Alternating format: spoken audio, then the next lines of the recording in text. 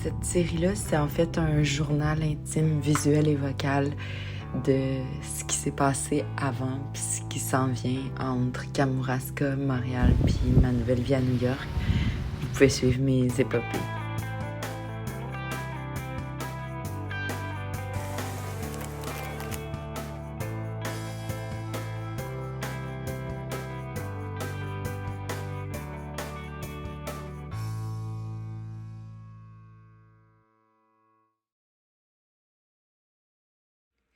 Je vous dirais que d'un épisode à l'autre, ma voix change. D'un message vocal à l'autre envers moi-même, ça change. Là, je suis installée dans mon atelier, puis derrière moi, c'est quand même un beau bordel. Parce que, comme je disais, je travaille dans une classe qui est partagée. Bientôt, ça sera un atelier juste à moi. Mais pour l'instant, je m'ajuste. Puis, derrière moi, en fait, ce qui se trouve, c'est un setup pour faire du still painting. Fait que c'est comme la nature morte. Puis, ça me permet d'apprendre beaucoup. C'est comme vraiment, vraiment un retour aux bases.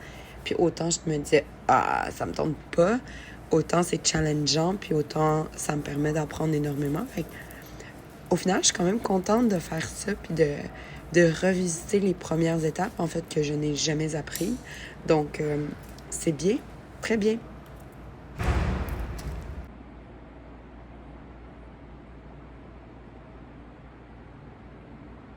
J'appréhendais, et puis plus je marchais, plus je souriais, comprenant soudainement mieux cette réalité qui m'a touchée. En fait, que j'ai apprivoisée, mieux, un peu mieux, avec chaque pas foulé. Alors, j'ai commencé à peindre à l'huile. C'est vraiment comme si j'avais commencé à peindre, point. En fait, c'est un apprentissage, réapprentissage, pas complet, mais pas loin. C'est très, très différent. L'acrylique sèche très vite. On le fait, c'est là, c'est fini. Si on veut faire autre chose, on rajoute une couche. L'huile, c'est comme un travail qu'on peut retoucher, mais en même temps, on peut le briser, le rebriser. C'est vraiment comme très, très particulier. Puis, du moment que je fais l'enregistrement de cette voix, j'ai un petit peu mieux apprivoisé l'huile, si on peut dire. Et puis, c'est vraiment un gros coup de cœur.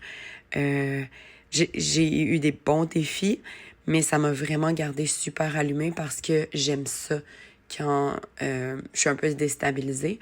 Puis je vous dirais que autant avec la couleur qu'on a utilisée dans mon cours puis que j'ai décidé de transférer en grand canevas, autant avec jouer sur la perspective, le cadrage, que la matière. Tout ça est vraiment déstabilisant, puis j'adore ça.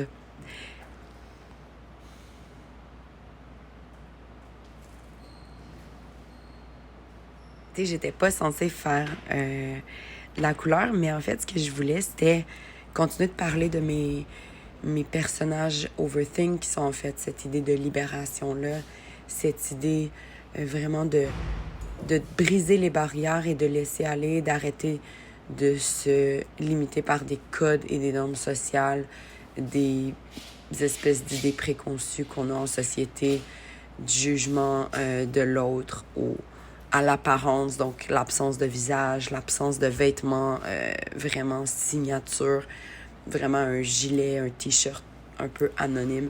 Fait que toute cette idée-là, je voulais la prendre, mais la mettre à un autre niveau en intégrant, par exemple, plus un contexte. Donc, qu'est-ce qui se passe derrière? Qu'est-ce qui se passe autour? D'où l'idée de faire ce paysage un peu flou, tant un paysage nature qu'un paysage urbain. Puis quand j'ai fait le paysage flou, coloré, j'ai vraiment aimé ça. Donc, à ce jour, il n'y a toujours pas de personnage devant. Mais je me dis que peut-être que c'est correct que le paysage soit seul. J'ai pas besoin nécessairement de mettre un personnage dessus. Je suis en train de faire sens de tout ça, mais on verra. Pour l'instant, je crée beaucoup de choses. Puis, je me dis qu'à un certain moment, tous ces éléments-là vont faire du sens, mais que j'ai pas besoin de tout comprendre jour 1. Parce que des fois, si je cherche à trop comprendre, ben c'est trop mâché, c'est trop réfléchi, puis c'est pas spontané, c'est pas authentique. En tout cas, on verra. Je pense vraiment que la balance entre la folie chaotique incroyable de la ville et la paix du studio me nourrit comme jamais. J'ai vraiment l'impression d'avoir trouvé ce sentiment de je suis en résidence artistique, mais c'est ma vie. Dans le sens où j'ai une certaine... j'ai un feu intérieur de créer et j'ai 1000 idées, mais en même temps, c'est ma vie. J'ai ce côté paisible-là, mais j'ai ce côté vraiment feu. Donc, c'est difficile à expliquer, mais plus longuement dans un prochain épisode.